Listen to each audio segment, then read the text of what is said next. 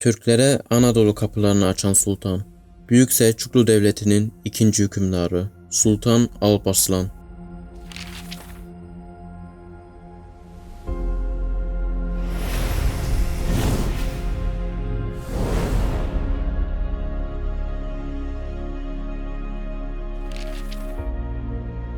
Sultan Alparslan 20 Ocak 1029'da Horasan'da doğdu.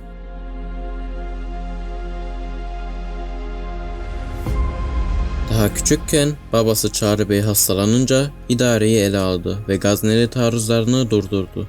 Ayrıca 1049'da Karahanlılara, 1058'de de Gaznelilere karşı zaferler kazandı. Böylece Selçuklu topraklarında büyük bir itibara sahipti. Çağrı Bey Ağustos 1059'da vefat edince Alparslan Horasan Meliki oldu.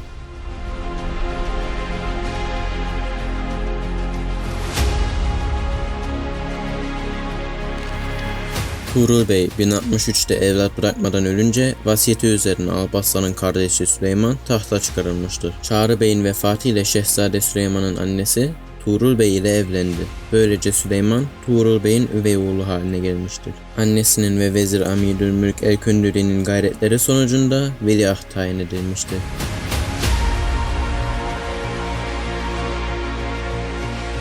Alparslan, Süleyman'ın sultanlığını kabul etmemiş ve mücadeleye girişmiştir. Aynı zamanda ağabeyi Kirman Meliki Kavurt, amcası Musa Yakbu ve Tuğrul Bey'in amcazadesi Kutalmış taht üzerinde hak talep ediyorlardı.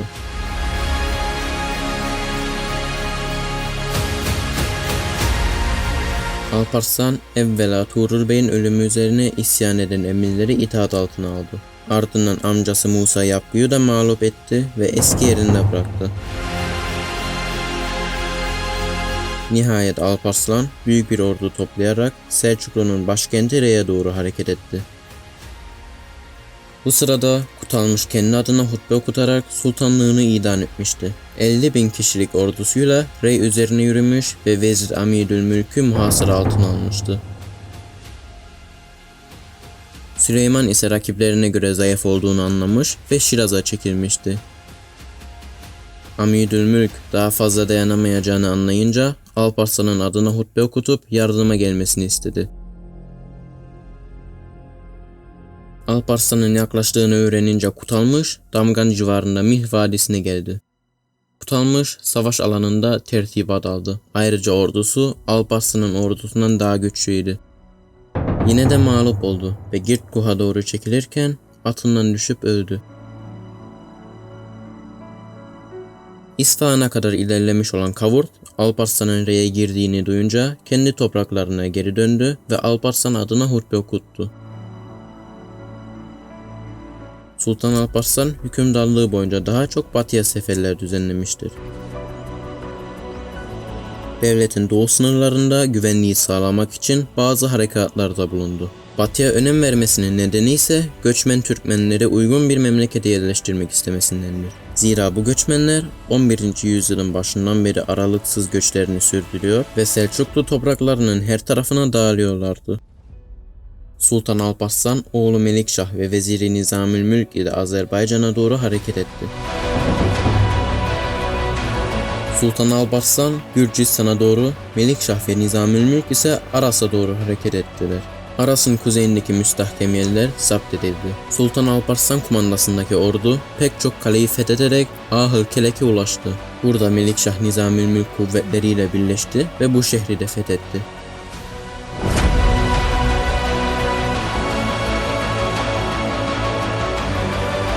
Ahıl Kelek'in fethinden sonra Lori Prensi Georgi Sultan Alparslan'a tabi olmayı kabul etti.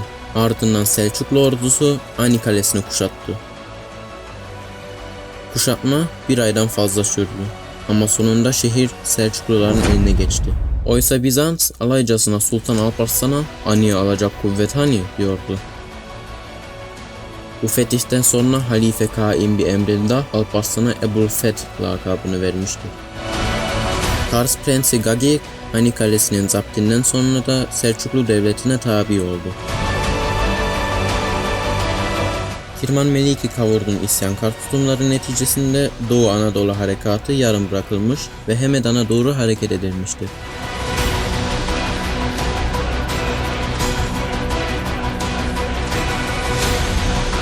Ardından Kavurt af diledi.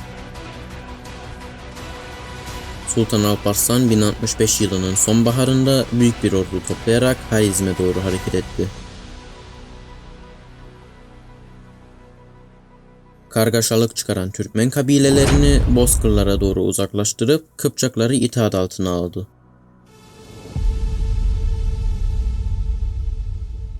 Sonra Cent şehrine girip dedesi Selçuk Bey'in mezarını ziyaret etti ve bu şehri de kendi topraklarına kattı. Böylece devletin doğu sınırlarında asayişi temin edip devletine kattığı toprakların büyük bir kısmını savaşmadan elde etti.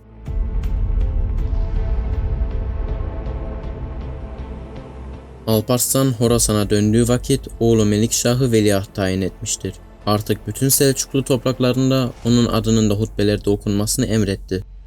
Bunun üzerine Alparslan'ın ağabeyi Kavurt isyan etti. Kirman'a yürüyen Alparslan'ın ordusuna mağlup olunca yine af diledi. Hem affedildi hem de kızlarına büyük miktarda çeyizlik verildi.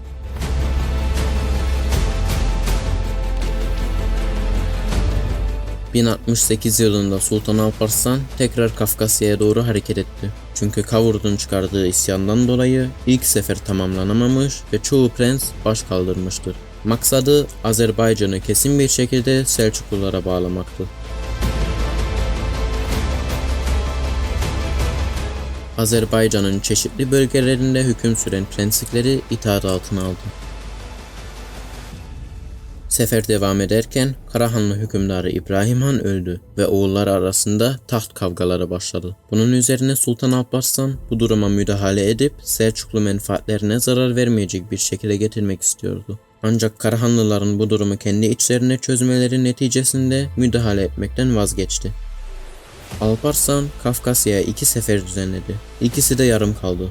Ancak Türkmen aşiretleri Anadolu'da önemli şehirler ele geçiriyor ve Bizans için ciddi bir tehdit haline geliyorlardı.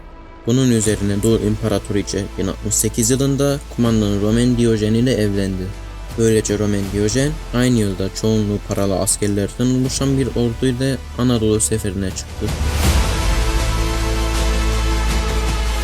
Roman Diyojen bu seferde Suriye yolunda stratejik değeri olan Menbiç Kalesi'ni zapt etti. Bizans ordusunun önünden çekilen Selçuklu ve Türkmen süvarileri akınlarını devam etmişler ve önemli kaleler fethetmiştiler. Ertesi yıl Roman Diyojen ikinci seferine çıktı ve Kayseri, Palu, Sivas bölgelerinde harekete geçti. Türkmen akıncıları ise Konya şehrini yağmaladılar. 3. Anadolu Seferi 1070'te vuku buldu. Roman Diyojen saraydaki meselelerden dolayı ordusunun başına geçemedi. 2 ayrı koldan gönderdiği ordu bir kez daha önemli bir başarı elde edemeden geri döndü. Ayrıca Afşin Bey akıncılarıyla Marmara sahillerine kadar ilerledi. Diyojen Türk meselesini artık kökünden halletmek istiyordu. Böylece büyük bir ordu toplayarak Anadolu'yu Türklerden temizleyip Selçuklu başkentini zapt etmek istiyordu. 13 Mart 1071'de 4. seferine çıktı. Sultan Alparslan bu sırada Suriye ile meşguldü. Şii Fatımi devletini yıkıp Tuğrul Bey'in kurmaya çalıştığı İslam dünyasındaki dini, siyasi birliği gerçekleştirmek istiyordu. Zira hutbeler bölgeden bölgeye ya Sünni Abbasi halifesi ya da Şii Fatımi halifesi adına okunuyordu. Selçuklular Şii Büveyhilerin tahakkümüne son vermişler ve esir alınan Halife Kaim bir Emrillah'ı kurtarmışlardı. 1070'de vuku bulan bu olaydan sonra ona Burhan-ı Emir-el Müminin unvanını vermişti. Bundan sonra Hamdani hükümdarı Nasır-üd-Devle Suriye'nin Selçuklulara geçmesi için Alparslan'dan Fatimilere karşı yardım istedi. Sultan Alparslan Temmuz 1070'te büyük bir ordu toplayarak Malazgirt ve Erçiş kalelerini zapt edip Silvan ve Diyarbakır yöresine indi. Bölge eminleri huzuruna gelip itaatlerini bildirdikten sonra Urfa'yı kuşattı. 2 ay direnen Urfa'dan 50.000 dinar haraç aldı ve bazı Bizans kalelerini fethetti. Ardından Halep'e gitti. Halep emirinin kaleye kapanmasından dolayı şehri kuşattı. Bir süre sonra emir Oğuz elbiseleri giyerek Sultan Alparslan'ın huzuruna geldi ve affedildi. Böylece yerine de bırakıldı. Ordu Şam'a doğru yürüyecekken bir Bizans elçisi gelip İmparatorun Malazgirt ve Ahlat'a karşılık Menbiç'i Selçuklulara bırakmak istediğini söyledi. Sultan bunu reddetti. Batı Anadolu'dan Ahlat'a dönen Emir Afşin'den olumlu rapor alınca planında bir değişiklik yapmadı.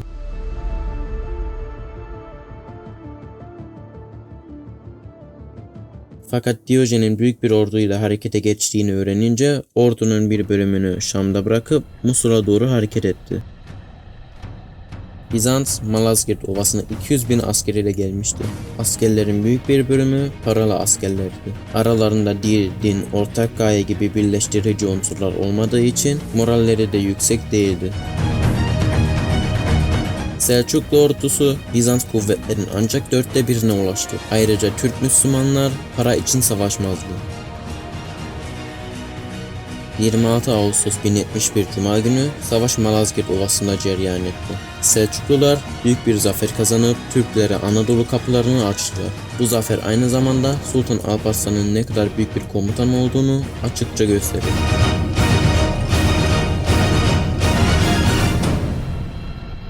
Esir ettiği Bizans imparatoruna saygı göstermiş ve tahtını kendi tahtının yanına yerleştirip tacını giydirdi. Bir barış antlaşması imzalanmış fakat Roman Diyojen'in tahttan indirildiği ve öldürüldüğü için antlaşma geçersiz olmuştur. Sultan Alparslan Türkistan seferine çıkarken Diyojen'in ölüm haberini alınca çok üzülmüştür. Artuk Bey kumandasındaki kuvvetlere Anadolu'ya girmelerini emretti. 200.000 kişilik bir ordu toplayarak sefere çıkmıştır. Seferin sebebi Karahanlı hükümdarı Şemsülmülk Narsa'nın Alparslan'ın oğulları Harizm ve Tuharistan melekleriyle sürekli savaş halinde olması ve Selçuklu'dan toprak almak istemesidir.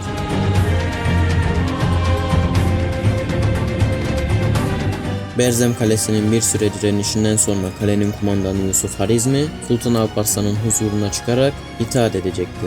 Fakat çizmesinde sakladığı hançer ile Sultan Alparslan'ı şehit etti. Alparslan bu yarayı aldıktan sonra 4 gün daha yaşadı. Vasiyetini bildirip vefat etti.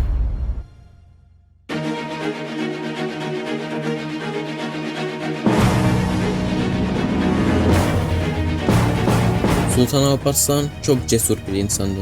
Yiğitliğiyle ve kudretiyle yalnız Türk devletlerine değil, Japonya'dan İngiliz adalarına kadar nam salmıştı. Çok merhametli bir insan olduğu da ağabeyi kavurduğu defalarca affedip Diyojen'i serbest bırakmasından anlaşılıyor. Adaletli ve çok dindardı. İlim, imar gibi sosyal faaliyetleri de Vezir Nizamül Mülk'e yaptırdı.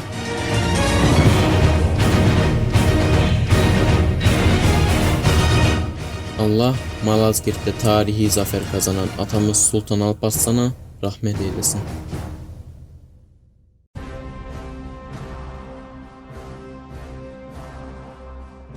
Bir videonun daha sonuna geldik. Kanalıma destek olmak için videoyu beğenip yorum atmayı, yeni videolarımdan haberdar olmak için de kanalıma abone olup bildirimleri açmayı unutmayın. Yeni videomda görüşmek üzere.